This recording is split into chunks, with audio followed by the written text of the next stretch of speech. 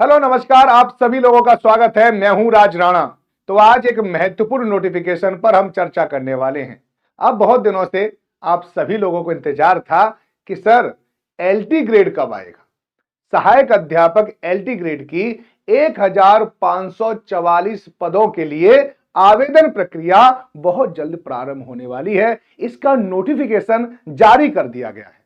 आज है 14 मार्च 2024 और इसका नोटिफिकेशन जारी हो चुका है। अब ये एलटी ग्रेड सहायक अध्यापक एलटी ग्रेड की जो वैकेंसी है वो उत्तराखंड से निकली है। आपको इंतजार तो उत्तर प्रदेश का रहा होगा, लेकिन ये जो खबर आई है वो उत्तराखंड से आई है। आइए यहां पर कुछ नोटिफिकेशन में क्या क्या महत्वपूर्ण डेट है, सबसे पहले हम उसके बारे में मैं आपको बता दूं और फिर आगे चलेंगे। सबसे पहले बात देखिए, यहां पर आपको दिखाई दे रहा है कि विज्ञापन प्रकाशन की तिथि।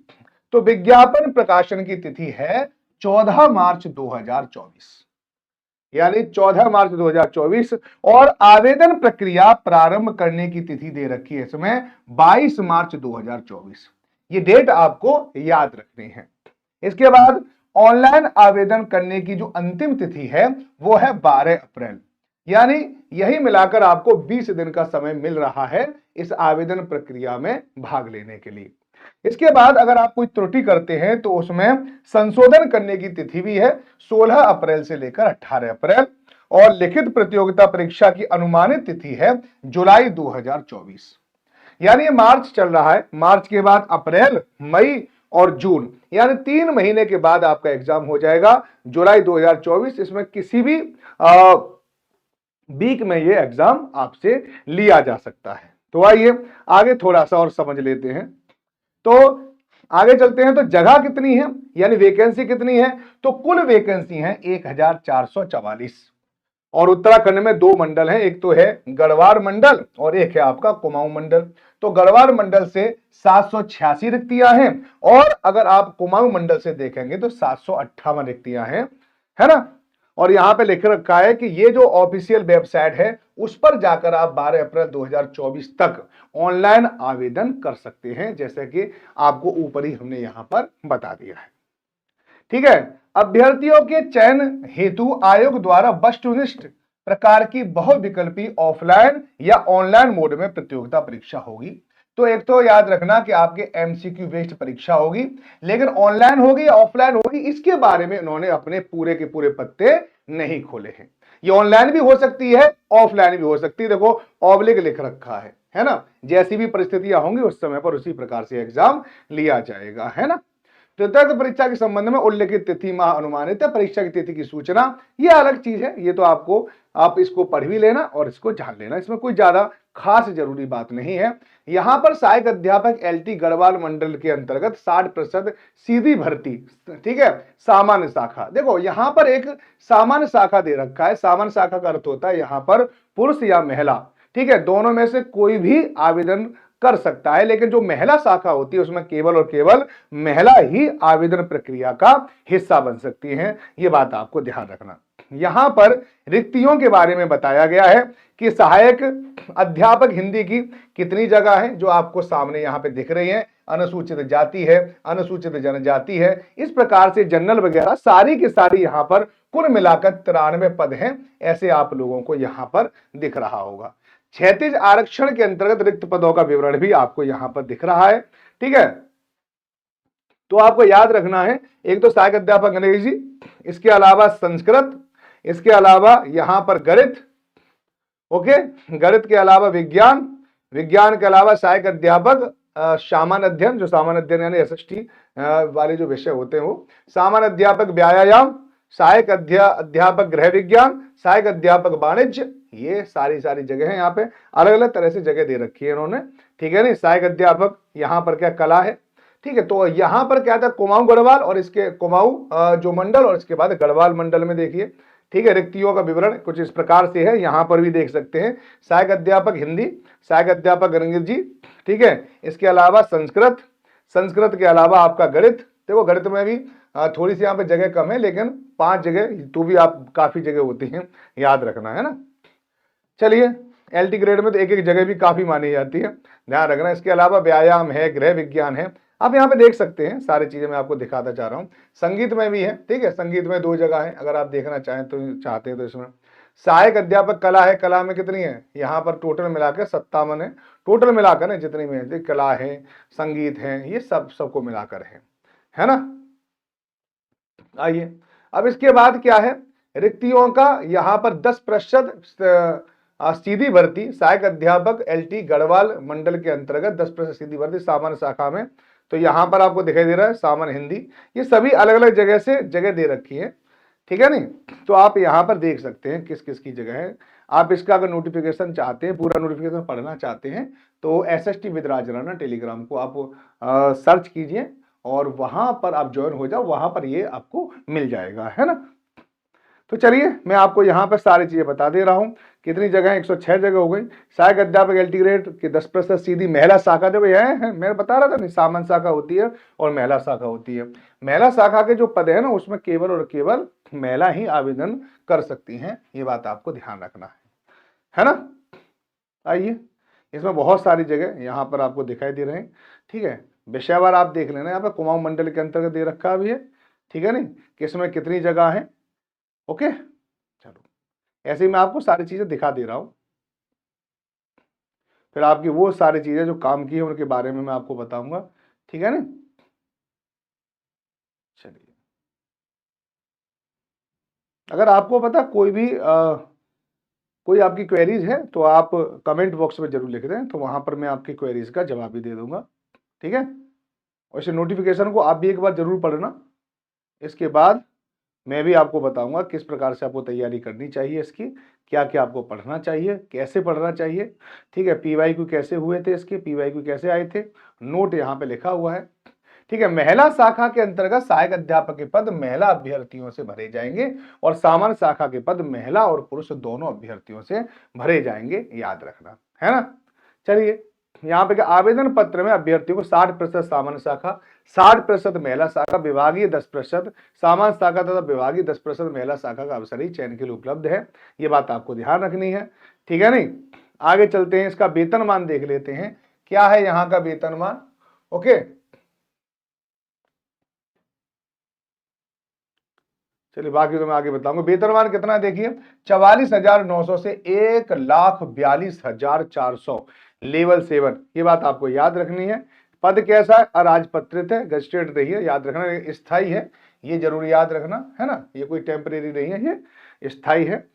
शैक्षणिक जो अर्हताएं होती है वो बात आपको ध्यान रखनी है, कि जैसे कि यहाँ पर सहायक अध्यापक, ठीक है, सहायक अध्यापिका सामान्य के बारे में इन्होंने कुछ शैक्षणिक अर्हताएं दे रखी है, वो बात आपको ध्यान रखना। देखो क्या है, भारत में विधि द्वारा स्थापित किसी विश्वविद्यालय से भूगोल, अर्थशास्त्र, राजनीति शास्त्र और इतिहास विषयों में से किन्हीं 2 विषयों के साथ स्नातक उपाधि आपने, यानी ग्रेजुएशन में आपके पास ये विषय जरूर रहे हो, भूगोल, अर्थशास्त्र, राजनीति शास्त्र और इतिहास, है ना। इनमें से कोई 2 विषय के साथ स्नातक उपाधि, ठीक है नहीं। अब 2 विषय आपके पास कम से कम होने चाहिए, भूगोल अर्थशास्त्र हो या भूगोल राजनीति हो या भूगोल इतिहास हो, कुछ भी होना चाहिए, क्योंकि किन्हीं 2 विषय कहा इन्होंने, ऐसे इसमें नहीं कहा गया कि इतिहास या भूगोल ही अनिवार्य रूप से होगा, ठीक है, कोई भी 2 विषय होने चाहिए, ठीक है। एक बात और ध्यान रखना है कि उक्त 2 विषयों में से एक विषय तृतीय वर्ष तक तथा शेष एक विषय द्वितीय वर्ष तक अनिवार्य रूप से रहा हो।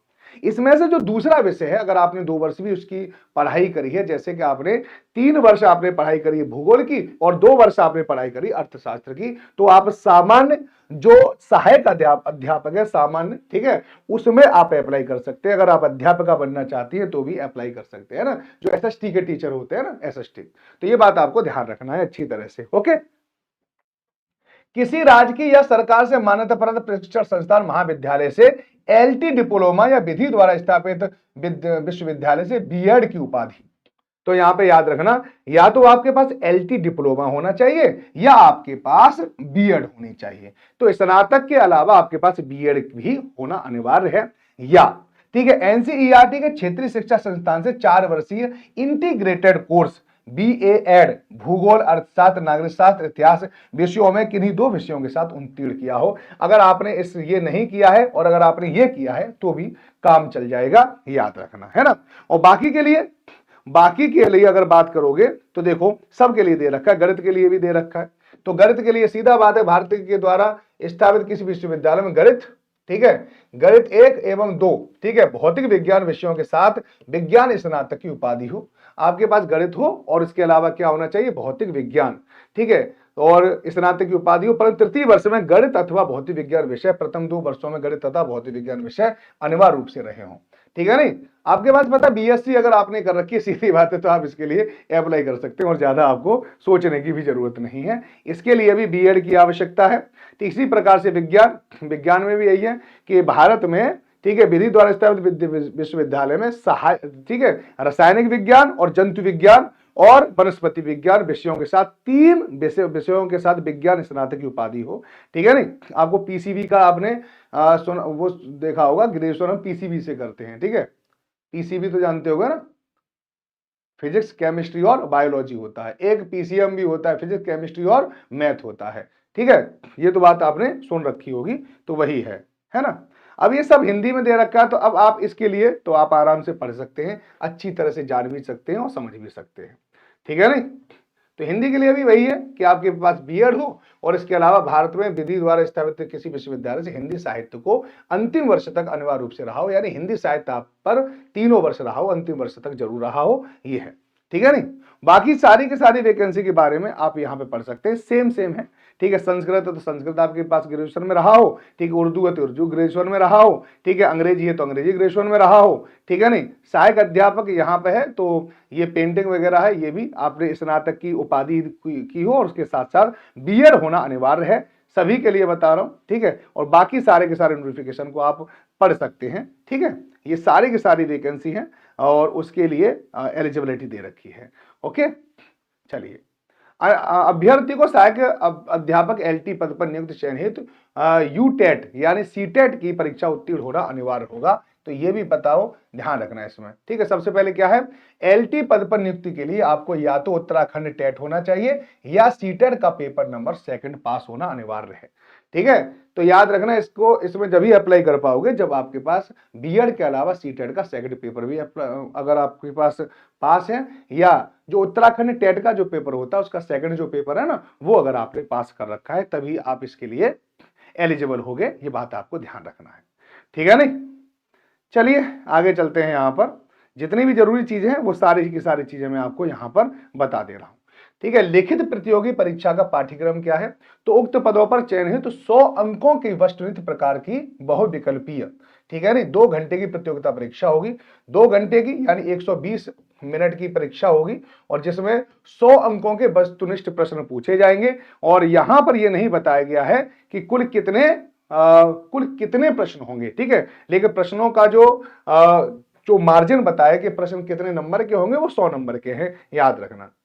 अब यहां पर क्या होगा, ठीक है, तो 100 अंकों में से भाग 1 में क्या है, 50 अंक, 50 अंक किसके आएंगे, सामान्य ज्ञान से, ठीक है, शैक्षिक अभिवृत्ति और तर्क शक्ति परीक्षण, ये बात आपको रीजनिंग है, ठीक है, यहां पर जी के जीएस है और शैक्षणिक अभिवृत्ति है, ठीक है, इनको आप पढ़ते होगे, आप सीटेट में भी इसको जरूर पढ़ते हो, है ना।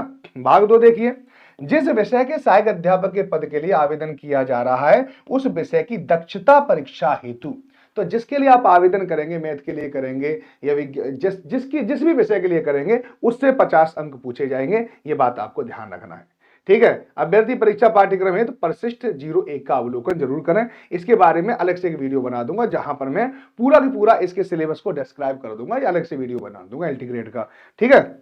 चलिए, अब प्रतियोगिता परीक्षा के लिए ये जनरली आपको पता ही है, इसको जानने की ज्यादा जरूरत आप लोगों को भी नहीं होगी, ठीक है। नहीं, यदि अभ्यर्थी कोई प्रश्न हल नहीं करता अर्थात अभ्यर्थी द्वारा उत्तर नहीं दिया जाता तो इस प्रश्न के लिए कोई ऋणात्मक अंक नहीं है, तो इसका मतलब सीधी बात है कि यहां पे नेगेटिव मार्किंग होगी, ठीक है। नहीं, यहां पर नेगेटिव मार्किंग होगी, ये बात ध्यान रखना, थोड़ा सा पेपर टिपिकल हो जाता है और अगर आप कोई उत्तर नहीं देते हैं तो कोई ऋणात्मक अंक आपसे नहीं काटा जाएगा, ये बात आपको ध्यान रखनी है।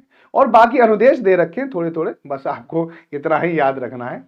अब एक और याद रखो, आयु सीमा के बारे में आपको पता होना चाहिए, आयु सीमा, ठीक है। तो आयु कितनी है आपकी, आयु को देखा जाएगा 1 जुलाई 2024 से, तो सहायक अध्यापक पद के है तो अभ्यर्थी की आयु तिथि से न्यूनतम 21 वर्ष होनी चाहिए और अधिकतम 42 वर्ष से ज्यादा नहीं होनी चाहिए, और जो रिजर्व कैटेगरी है उनको अलग से 5 वर्ष की छूट भी दी जाती है, ऐसा आप लोगों को पता होगा, ठीक है। आवेदन हेतु पात्रता देख लीजिए, उत्तराखंड लोक सेवा आयोग की परिधि के बाहर समूह गा के सीधी भर्ती के पदों पर भर्ती हेतु निम्नलिखित अनिवार्य वांछनीय अर्हता में से होनी चाहिए। अभ्यर्थी उत्तराखंड राज्य में स्थित किसी सेवा योजन कार्यालय में आवेदन पत्र प्राप्ति की अंतिम तिथि तक पंजीकरण हुआ हो। ठीक है। अभ्यर्थी उत्तराखंड राज्य का मूल निवासी या स्थायी निवास प्रमाण पत्र धारक हो। उत्तराखंड लोक सेवा आयोग की परिधि के बाहर समूह गा के सीधी भर्ती के पदों पर भर्ती हेतु आवेदन करने के लिए वो अभ्यर्थी पात्र होगा जिसने अपनी हाई स्कूल, इंटरमीडिएट अथवा इसके समकक्ष इस तरह की शिक्षा उत्तराखंड राज्य में स्थित मान्यता प्राप्त संस्थानों से उत्तीर्ण की हो। तो ये भी आप है, यहाँ पे डोमिसाइल की भी जरूरत है ना, यानी बाहर के राज्य के सारे यहाँ पे फॉर्म नहीं भर सकते हैं। बाकी समस्त जानकारी आपको इसमें मिल जाएगी। बाकी मैंने आपको जितनी भी जरूरी थी वो सारी इंफॉर्मेशन दे दी है। डेट आपको याद रखनी है। ये पूरा का पूरा नोटिफिकेशन आपको SST with Raj Rana Telegram पर मिल जाएगा। और भी अगर आपको कोई जानकारी चाहिए तो आप कमेंट बॉक्स में जरूर बता दें। और जिन्होंने अभी तक हमारा चैनल सब्सक्राइब नहीं किया वो चैनल को सब्सक्राइब जरूर कर लें। ऐसी ही इंफॉर्मेशन आपको, छोटी छोटी इंफॉर्मेशन भी, ठीक है, जो टीचर से रिलेटेड है वो सारी इंफॉर्मेशन हम आपको प्रोवाइड करते रहेंगे समय के साथ साथ। आपको ये वीडियो कैसा लगा जरूर बताएं और फिर एक नए नोटिफिकेशन, नई वैकेंसी के साथ फिर आपके सामने हाजिर होंगे। तब तक के लिए बाय बाय, टेक केयर, सब लोग अपना ध्यान रखें। जय हिंद, जय भारत।